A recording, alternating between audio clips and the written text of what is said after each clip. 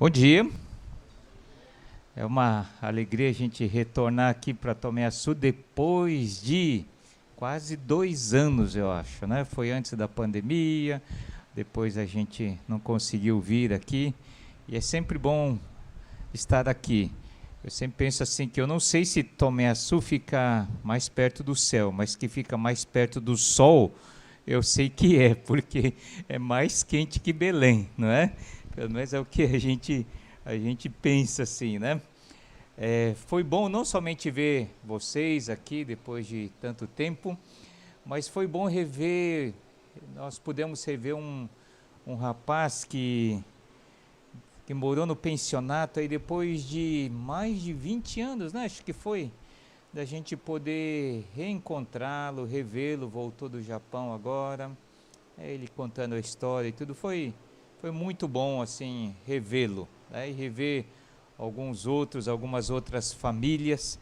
A gente gosta muito daqui, então somos muito gratos a Deus. Depois de 2 anos aqui, ver tanta melhoria aqui no local, está quase irreconhecível aqui o local, né? Então somos muito gratos a Deus. O tema dessa mensagem de hoje é: a lição é mais importante do que a situação que estamos passando. Toda vez que a gente passa por situações difíceis, eu lembro dessa frase desse grande pregador do passado que disse assim: aprender o que Deus quer me ensinar no meio da dificuldade é mais importante do que sair dela.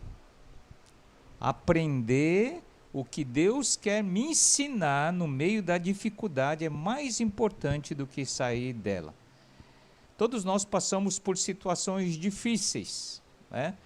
Mas, por mais que sejam difíceis, se nós não aprendermos as lições que Deus quer nos ensinar, aquela situação foi inútil, foi simplesmente um sofrimento, um tempo difícil, né? Tudo é assim. Nós tivemos uns dias atrás, semanas atrás, fomos assaltados dentro de uma lanchonete, estávamos com toda a família, filhos, netos ali, a entrar assaltantes armados e tal, e nos assaltaram ali. Depois eu voltando para casa, refletindo e pensando, o que será que Deus queria me ensinar através disso? Porque Deus podia evitar de eu ter passado por aquilo, da família ter passado por aquilo. Mas Deus permitiu, então o que é que Deus queria me ensinar? Eu fiquei refletindo quais as lições que Deus queria me ensinar. E eu creio que a pandemia é a mesma coisa. Não é que Deus criou a pandemia, né? Não creio em um Deus assim. Se Deus fosse nos castigar pelo que merecemos, a gente nem existiria mais, não é verdade? Mas Deus permitiu. Então o que é que Ele queria ou quer ainda nos ensinar? 2021, eu lembro quando nós começamos, 2021, era um ano cheio de esperança, né? E a expectativa era assim, não, tudo vai melhorar, vai passar a pandemia, as pessoas vão voltar a ser melhores, o mundo vai ser melhor. Essa era a expectativa. E agora nós já estamos o quê? A realidade que mostra agora não é bem essa, né? Não é essa. A pandemia não acabou, as pessoas voltaram piores, o mundo está pior do que antes da pandemia. Você pode ver, o próprio trânsito lá em Belém está uma loucura, né? As pessoas estão pior, mais impacientes, mais violentas, né? E a coisa vai piorar mais ainda. Então a realidade é essa. Então, hoje nós estamos no dia 7 de novembro, e eu lembro que o primeiro domingo que a igreja lá em Belém, nós paramos, entramos tudo para online, foi no dia 22 de março.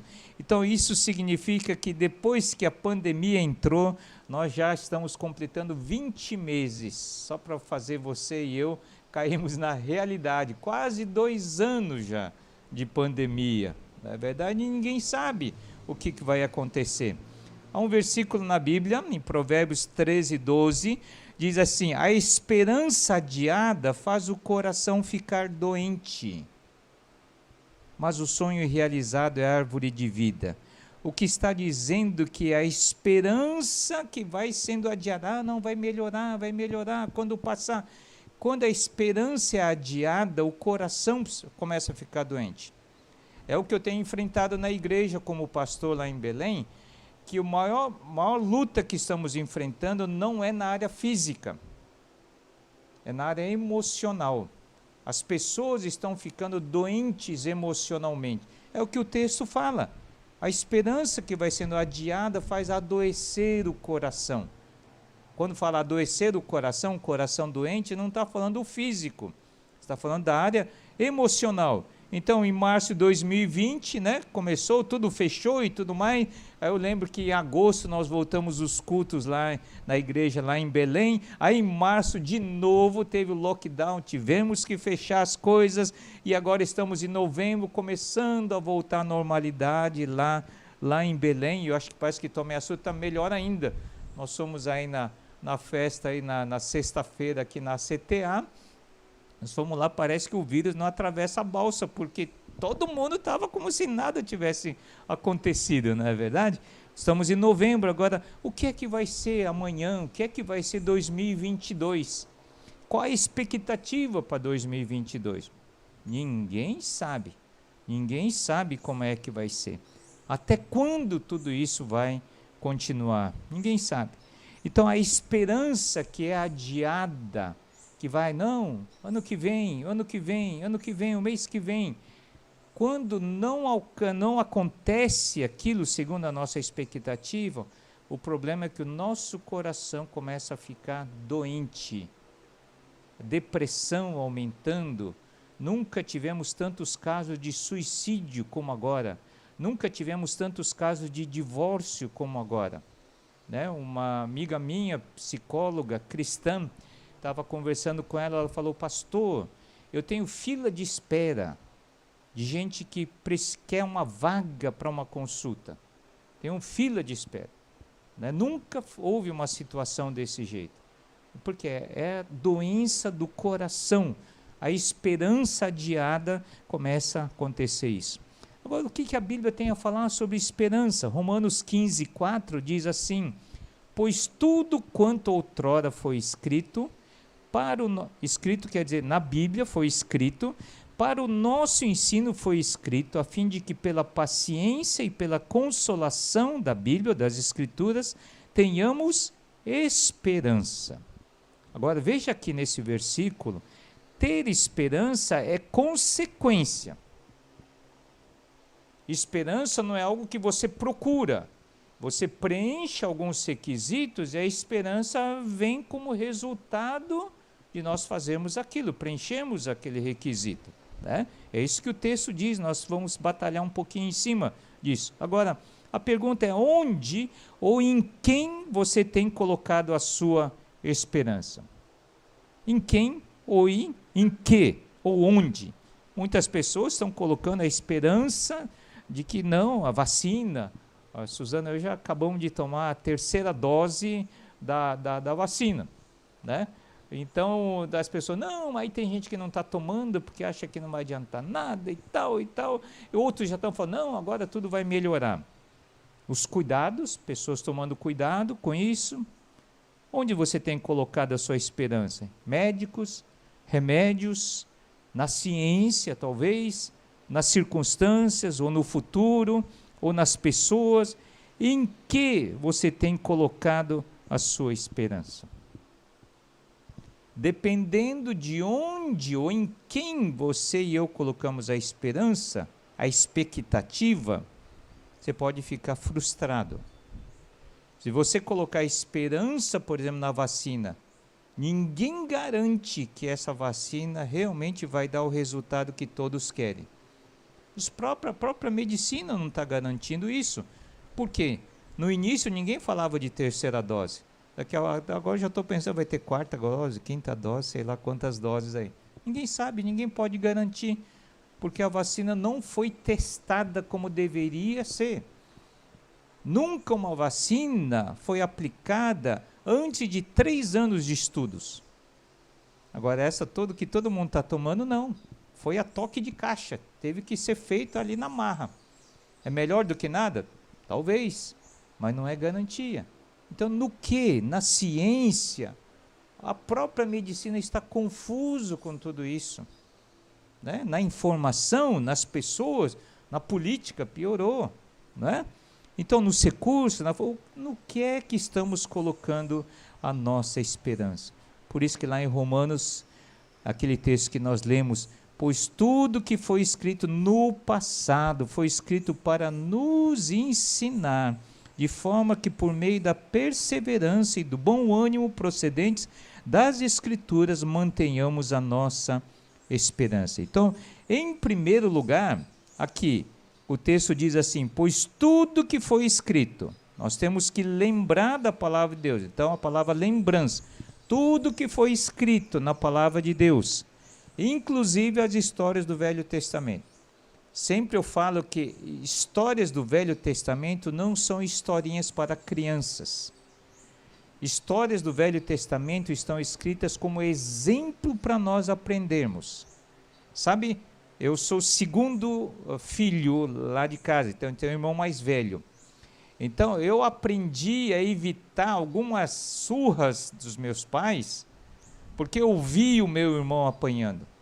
Como eu não sou burro, né? Então eu falo, se eu fizer a mesma coisa, eu vou apanhar, né? Então eu evitei, escapei de muita surra por causa disso. E é isso que o texto está falando.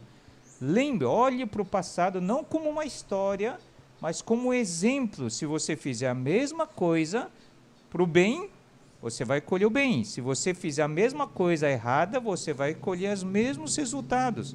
Então, primeira coisa que é importante, lembrança. Olhar para a palavra de Deus, se olhe para as histórias do Velho Testamento, não como uma historinha. Ah, Davi chegou, atirou uma pedrinha, derrubou o gigante. Todo mundo conhece a história. Mas nós temos que entender que não são simplesmente histórias. São exemplos, são lições de Deus para nós. Então, a primeira coisa importante é lembrança. Lembrando. Aí, pois tudo que foi escrito no passado foi escrito para nos ensinar, de forma que por meio da perseverança, então não adianta só lembrança, é necessário lembrança mais perseverança. Perseverança é você lembrar e falar, não, vamos continuar, não, vale a pena, o que é certo, mesmo que ninguém esteja fazendo. O que é errado, mesmo que todos estejam fazendo. Vou perseverar nesse caminho. Perseverar é você continuar quando tem vontade de desistir. E uma das coisas que mais repete no Novo Testamento sobre vida cristã é perseverança. Conheço amigos que estudaram comigo no seminário, fizeram 3 anos de seminário, mas não perseveraram, ficaram pelo caminho. Pastores, líderes que ficam pelo caminho. Amigos aqui da igreja que há um tempo atrás estavam aqui, não estão mais. Pessoas que aprenderam do Velho Testamento, história, só que faltou que perseverança. Perseverança é quando você está perdendo o jogo, mas você fala, não, nós vamos virar esse jogo. Não vamos entregar, não vamos chutar o balde, não vamos jogar a toalha. Então aqui diz, o texto diz, lembrança mais perseverança, aí você faz a conta, traça a régua lá. Então, lembrança mais perseverança é igual a esperança. Então, esperança é resultado. Resultado do quê? Lembrança de algo que aconteceu lá atrás, aquilo que Deus ensinou lá atrás e que está na palavra de Deus. Juntar com isso, somar com isso a perseverança. Perseverança é dia, um dia de cada vez, todo dia, todo dia. Resultado, esperança. Por isso que lá em 1 Coríntios novamente diz assim, essas coisas, que são essas coisas? Aquelas coisas que aconteceu com o povo de Israel, história, lá atrás. Essas coisas ocorreram como exemplos, não como historinhas de criança, como exemplos de irmão mais velho, que apanhou porque fez o que era errado. Então essas coisas ocorreram como exemplo para nós, para que não cobicemos coisas más como eles fizeram. Essas coisas aconteceram a eles como exemplos. Novamente aí, exemplos. Está falhando aqui agora, mas vamos lá em frente aqui. Viu? Aconteceu alguma coisa aqui que não está obedecendo. Aí, voltou. Então, como essas coisas aconteceram a eles como exemplos e foram escritas como advertência para nós sobre quem tem chegado o fim dos tempos. Viu como repete? O que são as histórias do Velho Testamento?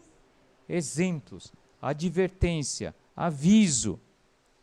E aqui diz assim, como exemplos para nós, para que não cobicemos coisas más como eles fizeram. Essas coisas aconteceram a eles como exemplos e foram escritas como advertência. Como? Quando você lê a Bíblia, tem que prestar atenção nessas repetições das palavras. Falar, essas coisas foram escritas como exemplos, advertência, como. Então é algo que temos que prestar atenção. E aqui ainda diz assim, para quem? Para nós, para que não cobicemos, para nós, tá? E para nós, para quem tem chegado o fim dos tempos. Eu creio que mais do que nunca estamos vivendo os últimos tempos. Do jeito que o mundo está caminhando, não tem diferença como na época de Noé. E a Bíblia diz, assim como foi na época de Noé, vai ser quando o Filho do Homem voltar. Do jeito que as coisas estão caminhando, veja para onde está caminhando a moral, veja para onde está caminhando a política, veja para onde está caminhando as famílias. Estamos vivendo os últimos tempos. E essa advertência é para nós, e essa lição que nós queremos tirar. Então vamos lá para o Velho Testamento, uma dessas historinhas, né, que não é de criança. A história do povo de Israel, quando eles estavam lá, foram levados na época de José, né, a família foi para o Egito, José tomou como segundo homem mais poderoso de todo o Egito, então todo o povo de Israel estava lá no Egito, e eles viveram ali 400 anos, até que se tornaram escravos, porque o rei faraó que conhecia José não estava mais vivo. Então todo o povo de Israel foi feito escravo, e Deus falou, eu vou libertar vocês. Então Deus pegou através de Moisés e foi liderando o povo, e se você vê ali a linha tracejada ali, né, acho que não dá para enxergar direito aqui. Então Deus pegou através de Moisés, liderando o povo, saiu ali do Egito e foi levando o povo de Israel até lá em cima. Ali está o povo de Israel à beira do Jordão. Eles demoraram 40 anos para chegar ali. 40 anos. Uma jornada que demoraria no máximo 40 dias. Demoraram 40 anos. Por causa de quê? Desobediência a Deus. Está vendo a lição? O que ele não é? Uma historinha. Deus está ensinando assim, olha, quando você foge, quando você desobedece a Deus, você colhe as consequências. E em vez de 40 dias ter chegado em Canaã, terra prometida, demorar 40 anos por causa da dureza do coração deles. E aí, eles estão ali na beira do Rio Jordão. É só atravessar o Rio Jordão, eles iam entrar na terra que Deus havia prometido a eles. Então, era uma expectativa tremenda ali para eles. E aí Deus escreve através de Moisés o livro de Deuteronômio. Deuteronômio é um livro que foi escrito antes do povo entrar na terra prometida. Deus dá uma série de avisos, de advertências para o povo quando eles iam entrar. Né? Então você pode ler desde o início de Deuteronômio, você vê essas advertências e avisos de Deus. Né? E nesses avisos de Deus, capítulo 8, diz assim, tenham cuidado de não se esquecer, observe, eu estou grifando, não se esquecer do Senhor seu Deus, quando vocês entrarem lá, não se esqueça do Senhor teu Deus, tá? E depois você pode ler com mais calma ali, mas Deuteronômio 8 diz assim, olha, depois que vocês chegarem lá, vocês vão começar a prosperar, vocês vão ter casa, não é tenda, vocês vão ter casa direitinho, tal, vocês vão ter plantações boas, colheitas boas. Então, quando vocês prosperarem, não se esqueçam do Senhor. Não se esqueçam do Senhor que os tirou do Egito. Deus está olhando para trás e falando: olha, não se esqueça de onde vocês saíram, quando vocês, no futuro, agora, vocês entrarem na terra prometida. Não digam, pois, em seu coração: a minha capacidade e a força das minhas mãos ajuntaram para mim toda essa riqueza. Mas lembrem-se do Senhor. Para termos esperança, o primeiro requisito é o quê? Lembrança. Lembrança é não esqueça, não esqueça. Lembre-se, lembre-se, lembre-se.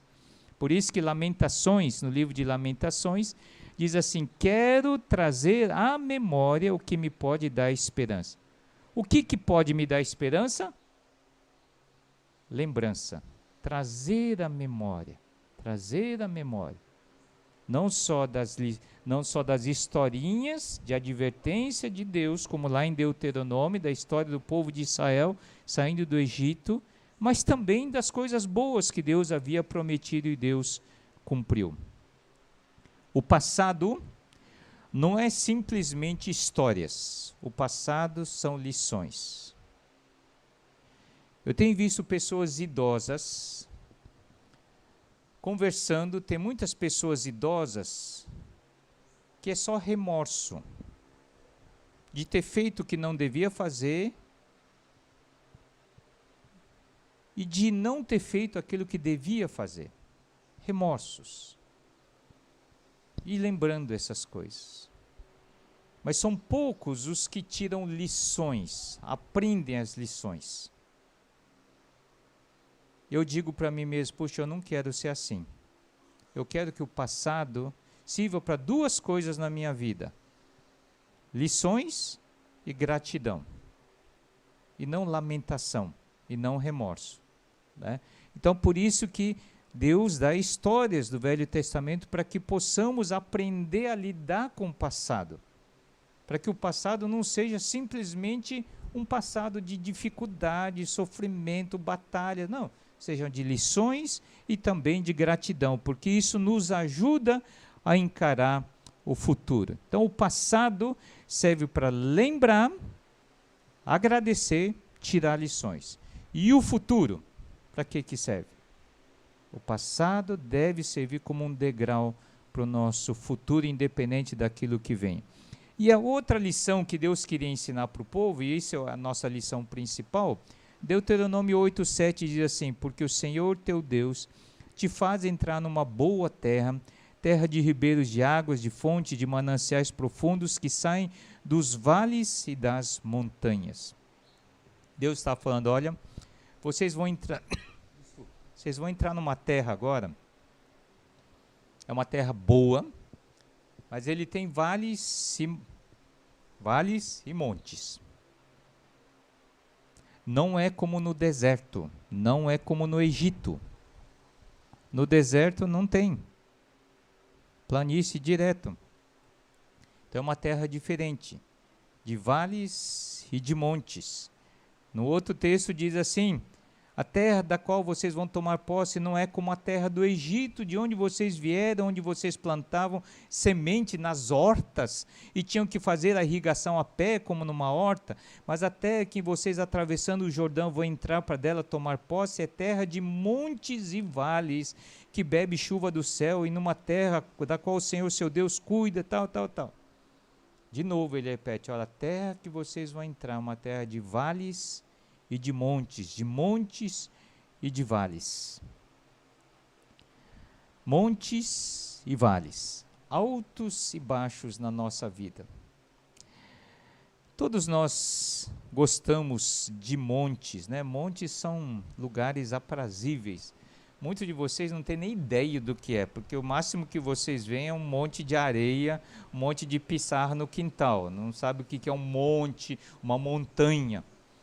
Mas eu já quando nós estávamos em São Paulo, então nós fomos em vários lugares assim. Eu lembro de um acampamento que a gente trabalhou bastante, ajudou. Esse acampamento ficava no monte, chamava Monte Boas Novas, da PEC, né? E ali era muito bom, porque de lá, de cima do monte, a gente enxergava tudo ali. E de lá onde era o acampamento ainda tinha mais um monte que a gente subia. e de lá dá para enxergar mais longe ainda. Montes são lugares muito agradáveis, porque é um lugar, parece que a gente sente assim, poderoso, a gente sente grande, tudo que a gente olha lá de cima é pequeno, né? Todo mundo é formiguinha lá embaixo, as árvores são pequenas, o rio é pequeno, a gente sente assim, como que fosse o dono da coisa ali. Então, montes são lugares agradáveis, é gostoso de estar no monte, né? Agora, por isso que o Salmo 23 diz assim: o Senhor é o meu pastor, nada me faltará, Ele me faz repousar em pastos verdejantes, e a ideia é, esses pastos verdejantes são nos montes, levam-me para junto das águas de descanso, refrigera minha alma, guia-me pelas veredas da justiça, por amor do seu nome. Esses três versículos, a maioria conhece esses 3 versículos, principalmente o primeiro. Mas só que pouca gente leva em conta o versículo 4. O versículo 4 não está falando de montes e pastos verdejantes. O versículo 4 diz: ainda que eu ande pelo vale da sombra da morte. Vale, sombra, morte. Lugares difíceis, que a gente tem medo, mas diz: ainda que eu ande pelo vale da sombra da morte, não temerei mal nenhum, porque tu estás comigo. A nossa vida é feita de montes e de vales, dias alegres, mas dias difíceis também, dias de sol, que você acorda com o pé direito e fala, e as mulheres falam, dia de lavar roupa, né? E os ricos falam assim, é dia de ir para a praia. Mas assim, tem dias que é assim, a gente amanhece assim, alegre.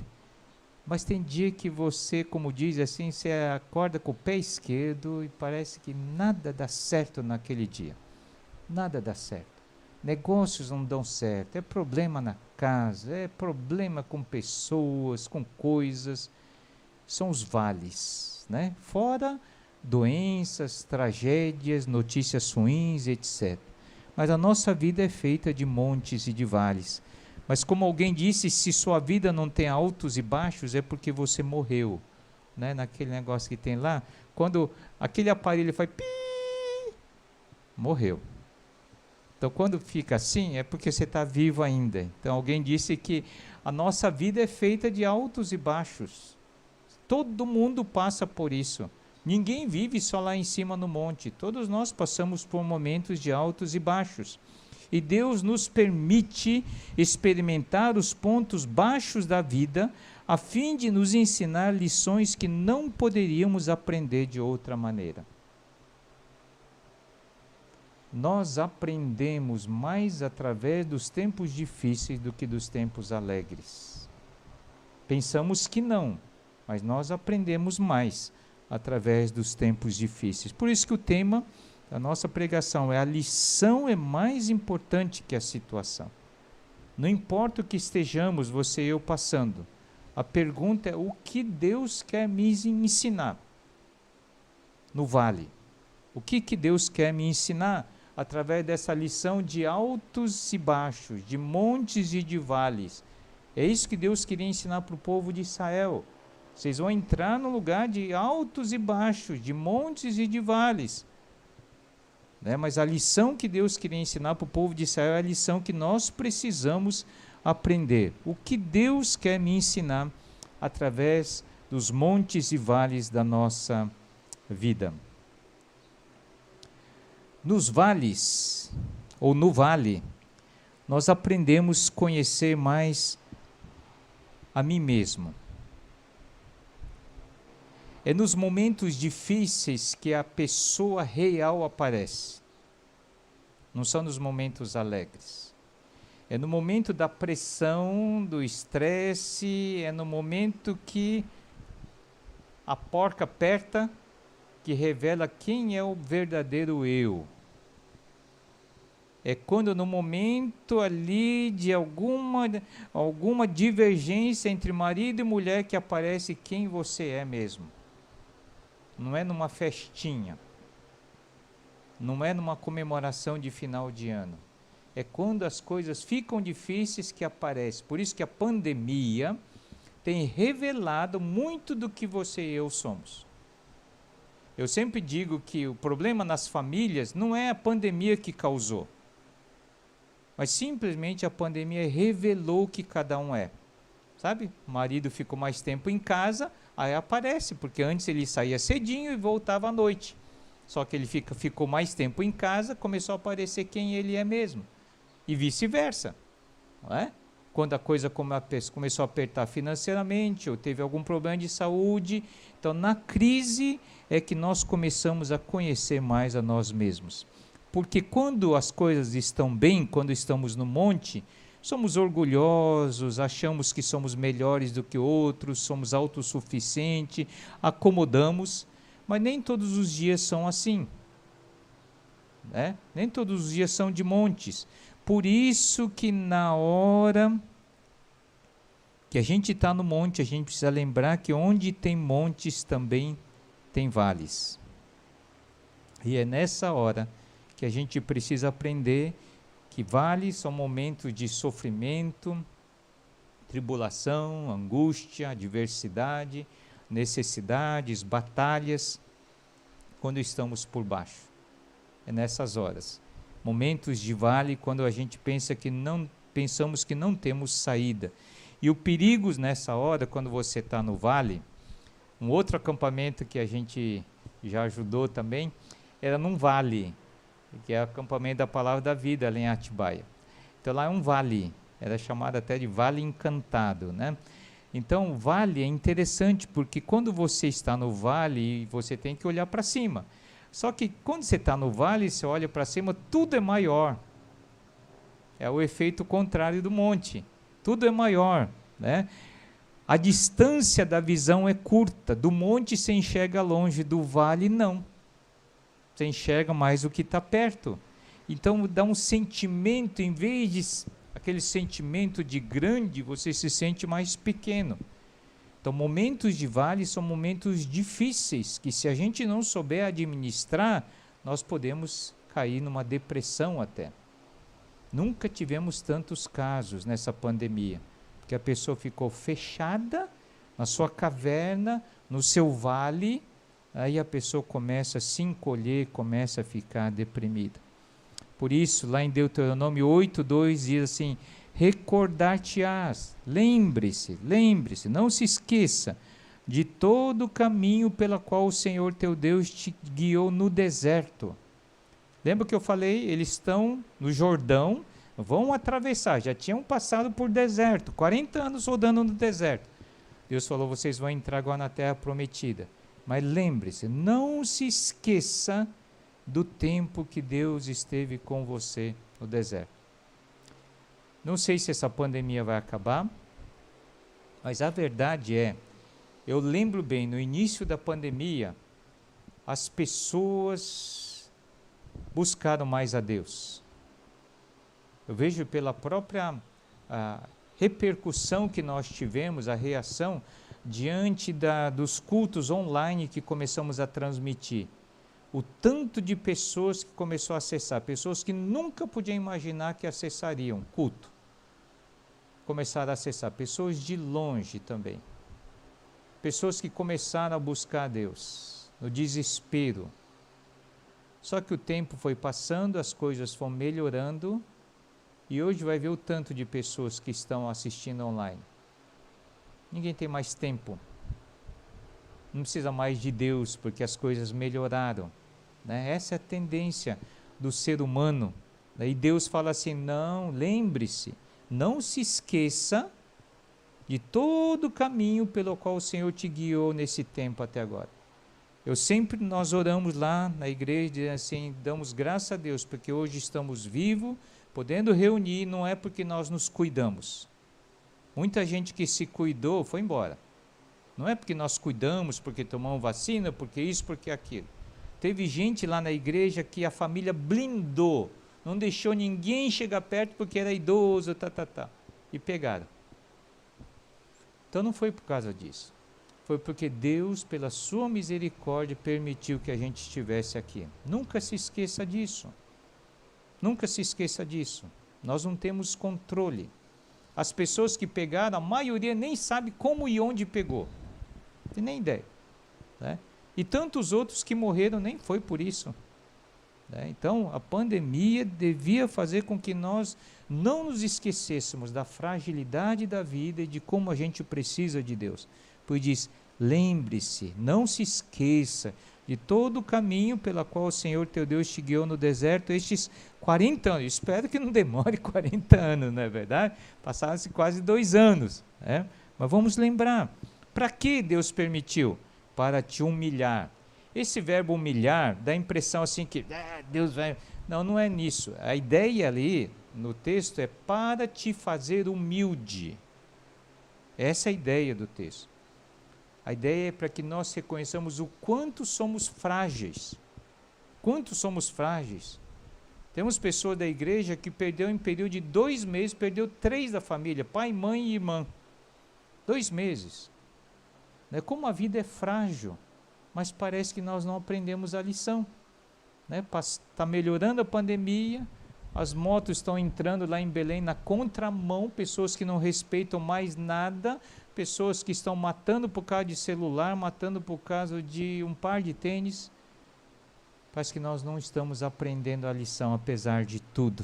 Né? Para nos tornar humildes, para provar, para saber o que estava no teu coração, se guardaria ou não os seus mandamentos. Eu sempre digo assim que a pandemia, às vezes a gente acha que não, nós estamos bem com Deus, mas quando vem a prova, aí que vamos ver se estamos bem com Deus ou não. Na pandemia, várias pessoas deixaram de vir para a igreja, pessoas que antes vinham. Não sei a razão. Vão para o supermercado, vão para o trabalho, vão para tudo, mas para a igreja não pode. Então o que aconteceu? A pandemia mostrou o que estava no coração. Por outro lado, tem muita gente nova que apareceu. Então tem os dois lados, né? A pandemia, o sofrimento pode nos aproximar de Deus ou pode nos afastar de Deus. Para saber o que estava no teu coração, se guardaria ou não os seus mandamentos. Deus te colocou no deserto para saber o que existe em seu coração. Então a pandemia revelou muita coisa e talvez muita coisa ruim que precisa ser trabalhada na nossa vida. Então no vale aprendemos a conhecer, em primeiro lugar, aprendemos a conhecer mais a mim mesmo. Isso é importante. O que é que eu aprendi? O que você e eu podemos aprender acerca de nós mesmos que precisa ser melhorado? Em relação ao marido, esposa, filhos, pais, em relação à igreja, o que podemos aprender? A segunda lição é que no vale aprendemos a conhecer mais outras pessoas. Deveria acontecer, nem sempre acontece, mas deveria servir para nós conhecermos mais outras pessoas. Tá? Esse é um dos objetivos. Romanos 12:15 diz assim: alegre-se com os que se alegram e chorem com os que choram. Então, durante a pandemia, uma das coisas que nos ajudou, Suzana e eu, é de ficarmos olhando não só para nós mesmos, cuidar da nossa saúde, das nossas necessidades e tal, não. Aprendemos a levantar os olhos e olharmos para outras pessoas, o que os outros estão passando e tentar fazer alguma coisa de prático. Essa ideia de alegrar-se com os que se alegram, chorar com os que choram. Aprendemos a parar de olhar só para o nosso umbigo e olhar para a vida dos outros.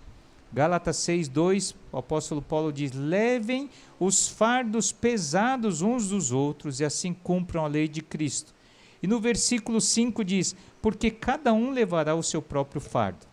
Quando você olha esse texto, parece que um contradiz o outro, não é? Diz assim: leve os fardos pesados uns dos outros, mas depois diz: cada um tem que levar o seu. Parece que está incoerente, né, os dois versículos, mas é que não. Essa palavra, os fardos pesados aqui, são fardos muito pesados que uma pessoa não consegue carregar sozinho. O próprio fardo, no versículo 5, não é como uma mochila que cada um pode e deve carregar sozinho. Então, aqui o texto está dizendo que nós precisamos diferenciar entre fardo que são excessivamente pesado para você carregar sozinho e que você precisa de ajuda de outros, mas tem fardo que você tem que carregar o seu. Não pode também encostar só com o pastor, encostar com as pessoas. Mas tem fardos que são pesados demais. E muitas vezes nós, até muito, né, que pela cultura já põe, não vou incomodar. Tem gente que fala assim, não, mas o pastor é ocupado, eu não vou ficar incomodando. Não, eu falei, não. Tem fardo que você não consegue carregar sozinho. Você precisa compartilhar, pedir ajuda, isso não é vergonha. É pesado, pesado demais. E um precisa de outro. Então, o sofrimento, a pandemia deve servir para isso, para a gente olhar e ver o que eu posso ajudar a carregar o fardo de outra pessoa. Como é que eu posso fazer isso? Então, a pandemia revelou muita coisa de necessidade ao nosso redor. Necessidades materiais, né? A gente não imagina, mas muita gente passou por necessidades, né? Então a igreja trabalhou, lá na igreja trabalhamos algumas cestas básicas, mas não só isso, mas necessidades emocionais. Pessoas idosas que estavam ficando doentes dentro da própria casa, porque a família, com cuidado com os idosos, mas isolaram totalmente. E as pessoas estavam definhando. Outro dia tinha uma senhora na igreja e eu falei, olha, né, que bom que está aqui e tal, que veio, né? E sua filha deixou, porque a filha é médica em São Paulo, então fica controlando para ela não sair da casa. Ela falou assim, eu vim escondido. Ela falou assim, eu vim escondida, né? Porque estava sentindo a necessidade emocional. Ela estava definhando, né? Fisicamente todo mundo cuidando, mas emocionalmente estava ficando doente. E quando o emocional fica doente, o físico vai junto. E o espiritual afunda junto também. Então, numa época de pandemia, com muita carestia, eu sempre digo assim, que a gente tem que se preocupar com a tia. Com a tia que o quê? Cuidado com a antipatia. Tem gente que olha as coisas, não, a pessoa não tem porque não trabalha, não tem. Realmente, tem muita gente acomodada com essa pandemia. Recebeu a ajuda do governo, então acomodou. Nem trabalhar não foi mais. Realmente, mas tem muita gente que não. Tem muita gente que foi afetada mesmo. Então, a gente tem que tomar cuidado com a antipatia, mas temos que tomar cuidado com a apatia também. Apatia, assim, tanto faz. Eu vejo as notícias, mas aquilo não me incomoda, não me toca, né? Vejo pessoas morrendo aqui, ali e tal, mas aquilo são notícias, são números. É a apatia. Cuidado. Outros têm simpatia. Simpatia fala, que coisa, né? Olha, né? E manda aquela figurinha, né? De figurinha lá, de mão dada, figurinha de orando e tal, mas não faz nada. Nós precisamos ter empatia. Empatia é você calçar o sapato da tia. É você calçar o sapato daquela pessoa. Eu vi uma frase que eu nunca mais esqueci, fala assim, só o dono da casa sabe onde estão as goteiras. Então a gente só vai saber onde estão as goteiras daquela casa quando a gente conversar, quando sentarmos junto e ouvir aquela pessoa.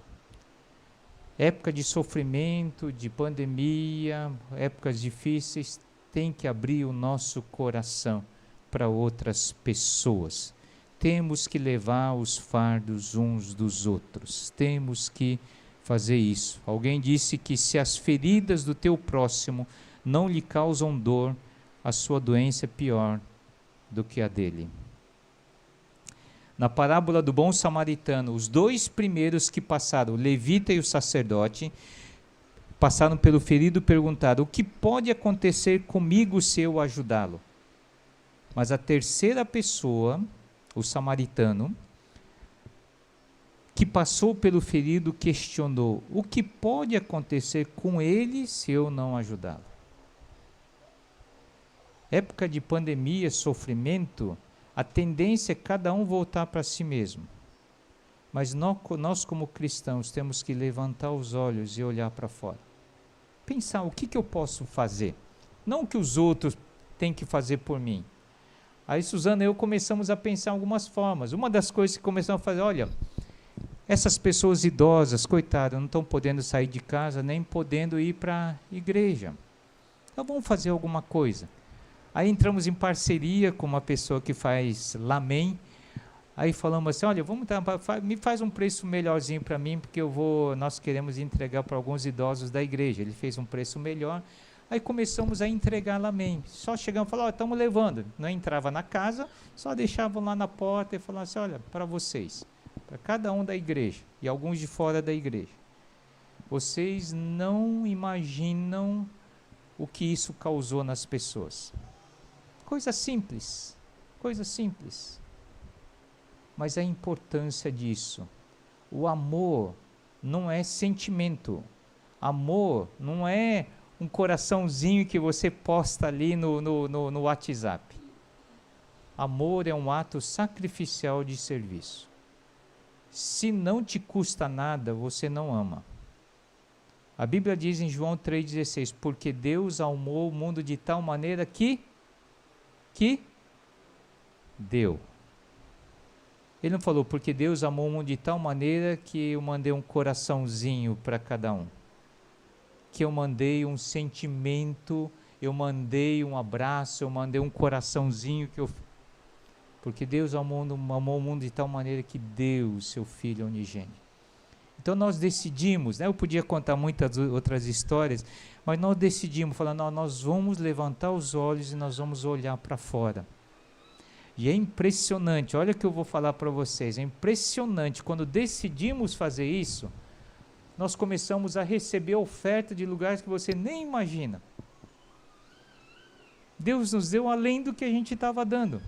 Aquilo que nós gastamos com lamen, quase 40 lamens, acho que foi por aí, né, Su? Uns 40, Deus nos deu de volta, você não acredita. Né? Porque quando nós decidimos levantar os nossos olhos e olhar para fora, nós começamos a aprender as lições de Deus. E Deus começou a trabalhar no meu coração, no nosso coração. Temos um coração grato. Começamos a ver problemas que o nosso era bem menor do que tantas outras estavam passando. Mas é quando a gente decidiu levantar os nossos olhos. Né? E é interessante, outro dia eu recebi uma mensagem de uma amiga nossa, quando chegamos naquela igreja em São Paulo, começamos a pastorear. Ela era... ia fazer vestibular para medicina, então ela ia na igreja para estudar. E a Suzana preparava merendinha, o jeito da Suzana, preparava, e elas ficavam lá, ela e umas amigas ficavam estudando. Ela passou em medicina, aí passaram-se mais de 30 anos aí. Outro dia, a filha dela, que entrou em medicina, a filha dela, quase na idade da mãe dela, ela mandou uma mensagem para mim falando assim, tio, né, para ela eu sou tio, eu estou mandando essa oferta e eu não tenho trabalho ainda, mas eu tinha um dinheiro guardado e Deus falou ao meu coração que eu não podia deixar esse dinheiro guardado, eu tinha que de alguma forma ajudar alguém. E eu decidi o seguinte, eu aprendi da minha mãe, que aprendeu do pastor, do tio, que o tio sabe para quem dá. E ela me mandou R$1.000, falou assim, é para eu dar para quem está precisando. Não era dinheiro, ela é estudante ainda, ela tirou o dinheiro que estava guardado no armário dela. E falou assim, estou mandando porque o tio sabe para quem dá. Ela me mandou no dia anterior eu estava sabendo de um missionário aqui em Belém que ele tinha tido uma despesa extra.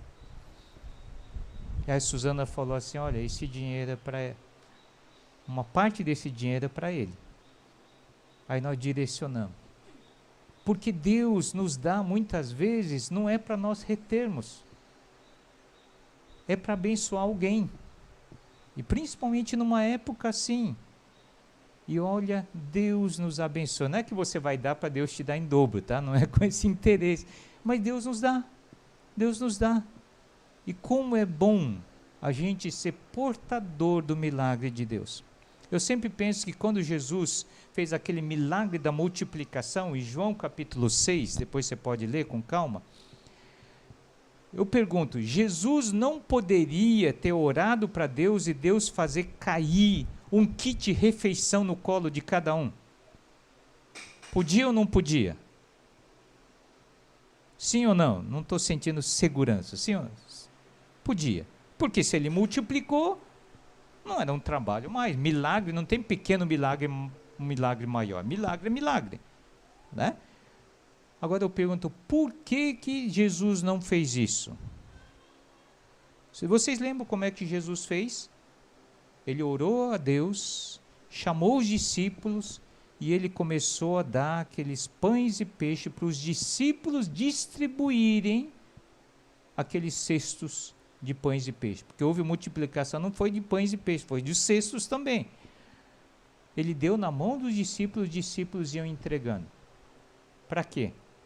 Porque Deus queria dar a oportunidade dos discípulos serem instrumentos e parceiros no milagre que ele estava operando. Deus queria dar o privilégio para os discípulos de fazerem isso. E às vezes nós não estamos aproveitando essa oportunidade. Deus quer usar a sua vida e a minha vida. E Deus te abençoe para que você abençoe outros.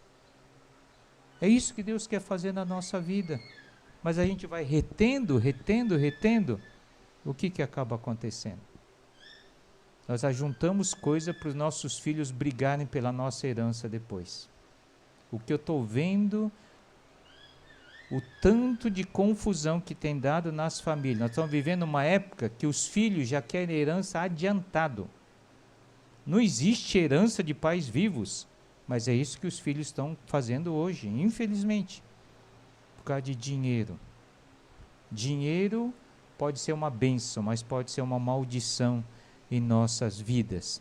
Então, por isso que a palavra de Deus diz assim, em Hebreus 3:3, encorajem-se uns aos outros. Na época difícil a gente precisamos da igreja, precisamos encorajar mutuamente, todos os dias. Eu não podia deixar de colocar essa figura aqui, pode até ser, alguns vão se escandalizar, mas a ideia é assim, temos que nos ajudar.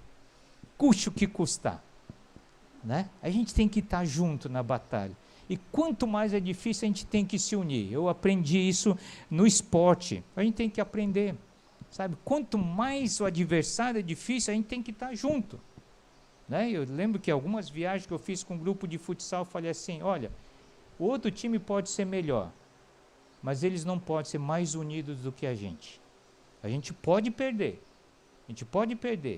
mas nós estamos juntos. E se a gente perder, se a gente não ganhar, se a gente perder, a derrota vai nos unir mais ainda. Então a igreja tem que ser um lugar assim, então não se isole. Se você está passando por dificuldade, não se isole. Busque o pastor, chame, né? Se for preciso, dou meu WhatsApp, me procure também, mas não se isole.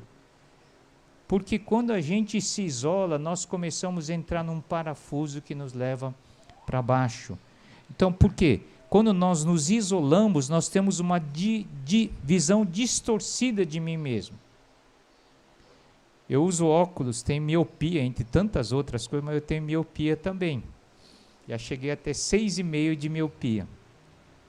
Miopia é terrível, porque miopia você só enxerga o que está perto. Esse é um dos problemas da miopia. Você não enxerga longe, não é?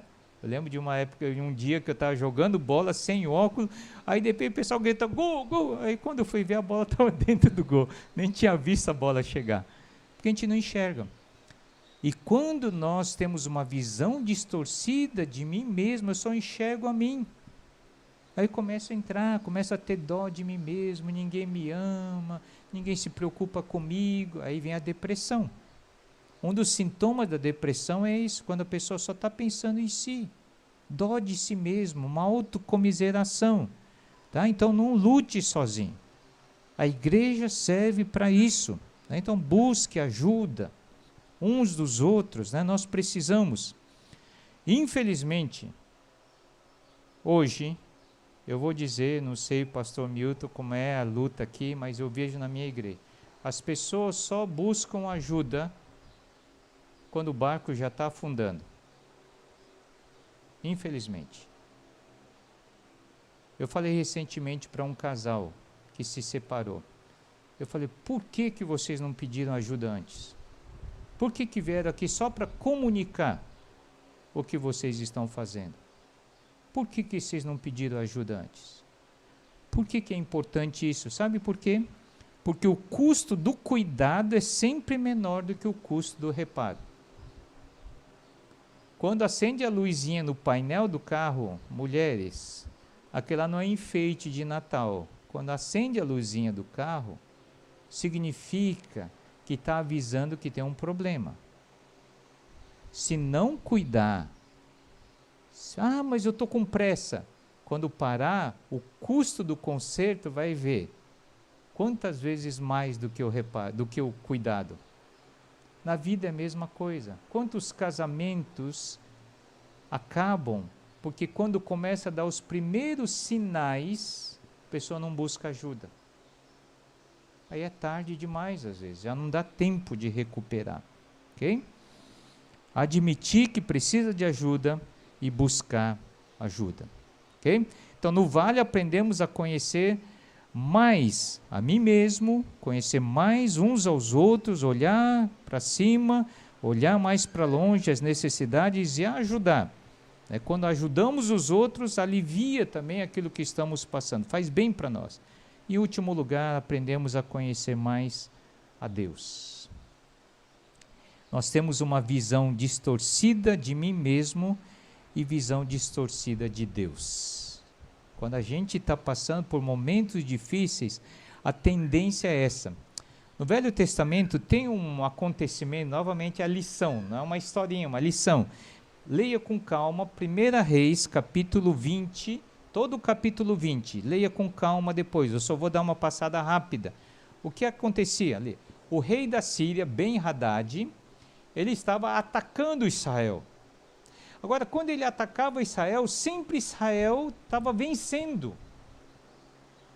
Aí o que aconteceu? Os sábios conselheiros, 1 Reis 20, versículo 23, os conselheiros do rei da Síria lhe diziam, olha, os deuses dos israelitas são deuses das montanhas, é por isso que foram fortes demais para nós, mas se o combatermos nas planícies, com certeza seremos mais fortes do que eles. Então, sabe por que o rei está perdendo a batalha? Porque o Deus de Israel é um Deus do quê? Das montanhas. A gente tem que lutar com ele nos vales, nas planícies, aí nós vamos vencer. Foi a avaliação dos conselheiros do rei da Síria.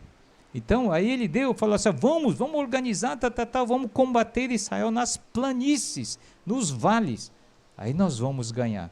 Aí depois você lê o texto e tal, aí o homem de Israel falou assim, olha, foi o rei de Israel, ele disse, assim diz o Senhor, como os arameus pensam que o Senhor é um Deus das montanhas e não um Deus dos vales, eu vou entregar esse exército enorme nas suas mãos e vocês saberão que eu sou o Senhor. E Deus estava querendo dizer assim, olha, eles pensam isso, mas vocês têm que aprender que eu sou um Deus não só dos montes, eu sou um Deus dos vales também, eu vou dar vitória para vocês no vale. Leia com calma esse texto aí de 1 Reis capítulo 20. São histórias que são exemplos para nós. Deus está falando, olha, Deus não é só Deus quando está tudo bem, não. Deus é um Deus da pandemia. Deus é um Deus de quando você passar pelo vale da sombra da morte. Deus é um Deus quando seu filho está doente. Deus é um Deus quando o casamento está ruim. Deus é um Deus dos vales também. Deus é um Deus assim. Então a confiança em Deus tira os nossos olhos de nós mesmos, de nossas fraquezas ou da enormidade do problema, para colocá-los naquele que é onipotente e está no controle de todas as circunstâncias. Onde está o seu foco? Quando estamos passando por problemas, tempos difíceis, você olha só para as circunstâncias, o que está acontecendo? Se você faz isso, não tem diferença nenhuma com uma pessoa sem Deus. Diferença nenhuma. Todo mundo faz isso. Né? Todo mundo é assim, como um termômetro. Quando está bem, está bem. Quando está mal, está mal. Todo mundo faz isso. Se a gente depende só das circunstâncias. Onde está o seu foco? Nas pessoas? Pare de olhar a mídia um pouquinho. Pare de olhar o Instagram um pouquinho. Pare de olhar o WhatsApp um pouquinho. Perceberam o quanto que a gente vive em função do que as pessoas falam acerca da gente? Impressionante. Tem gente que o humor da pessoa muda porque ele viu uma postagem de alguém. Que coisa é essa? Nós tememos mais as pessoas do que a Deus. Ficamos mais preocupados com o que as pessoas dizem acerca da gente do que Deus pensa de nós. Vivemos como pessoas pagãs. Não são nas pessoas, nem em mim mesmo posso focar. Tem hora que eu estou animado, tem hora que eu estou desanimado, não posso depender das minhas emoções. Nós temos que focar em Deus, o Deus dos montes e dos vales. Quando estamos no monte, você pode olhar para baixo, mas quando você está no vale, você olha para cima. Então você está passando por vales, por mais profundo que seja o vale, o nosso Deus sempre estará por cima dele. Por isso que diz, ainda que eu ande pelo vale da sombra da morte, não temerei mal nenhum, porque tu, Senhor, estás comigo, o teu cajado, a tua vara e o teu cajado me consolam. Por isso mesmo, se a tempestade não se acalmar, Jesus está no barco. Ali é o melhor lugar do mundo. Por isso, não tema, pois estou com você. Não tenha medo. Por quê? Porque eu sou o seu Deus. Eu o fortalecerei e o ajudarei. Eu o segurarei com a minha mão direita vitoriosa. Quando fomos assaltados, eu falei para você, a pergunta que me veio, o que Deus quer me ensinar? E o que Deus me ensinou, a grande lição é que segurança não é um lugar. Porque ali mesmo, uma pessoa da minha família falou assim, Belém é muito perigoso. Pensando talvez que outro lugar é mais seguro. Mas a lição que Deus me ensinou é que segurança não é um lugar. Tem gente que fala, o Japão é mais seguro. Pode ser seguro de ladrão, mas aqui não tem terremoto, lá tem. Você vai para os Estados Unidos, aí sai um doido lá atirando com um fuzil para tudo quanto é lado, numa escola. Não há lugar seguro sobre a face da terra. Lugar de segurança não é um lugar, é uma pessoa. Segurança é Deus. Por isso, todas as vezes, cerca de 115 vezes na Bíblia, repete, não tenha medo, não temais, não tenha medo, Deus falando, 115 vezes pelo menos repete, e todas as vezes que dá essa frase, não tenha medo, sempre é seguido de uma outra frase, que é o quê? Não tenha medo, pois, é a mesma que está aqui, pois estou com você. O lugar mais seguro sobre a face da terra é o estar no centro da vontade de Deus. Se eu estiver com Deus, perto de Deus, não importa o lugar que nós estejamos, é o lugar mais seguro. É o lugar mais seguro. Por isso, coloque Deus no jogo da sua vida. Coloque Deus no jogo ali. Né? Ele é que vai te dar segurança, porque todos nós temos alguns dias bons e alguns dias ruins, mas Deus está em todos os dias. Por isso, Não sei se você está vivendo um período de montes, não sei, talvez esteja tudo bem, ótimo. Dê graças a Deus por isso e não se esqueça dos outros que estão passando pelos vales. Agora, se você está passando pelos vales da vida, o que Deus quer ensinar para você e para mim? No vale aprendemos a conhecer mais a Deus, exercita a nossa fé.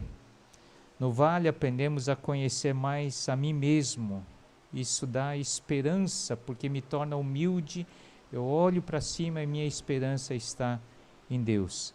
No vale aprendemos a conhecer mais aos outros. Eu exercito o meu amor em relação às pessoas. Me torno mais sensível para com as pessoas. Isso me abençoa também. Não só abençoa a pessoa, mas abençoa a mim mesmo. Eu queria terminar com esse cântico. Esse cântico é em inglês, mas tem a tradução aí. Tem a tradução. E desde a primeira vez que eu ouvi, quem me mandou foi um pastor amigo meu. A esposa estava na UTI quando ele me mandou esse cântico. Ele disse assim, é o cântico que a Giane, a minha esposa, mais gostava. E daí um tempo, esse meu amigo pastor, amigo do seminário, estudamos juntos, a esposa também foi contemporânea do seminário, ela morreu de Covid. E foi nesse período que ele me mandou esse cântico. Nunca mais eu esqueci que Deus é um Deus dos montes e Deus dos vales. E ela estava passando nesse vale quando ele mandou esse cântico, né? Então, uma lição para nós, e eu queria terminar com esse cântico.